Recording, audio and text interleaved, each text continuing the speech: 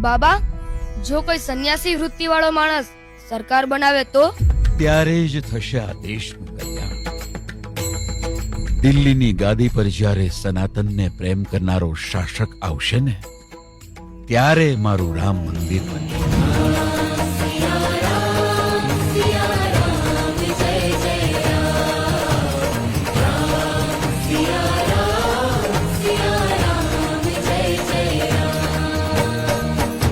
रघुकुल रीति सदा चली आई,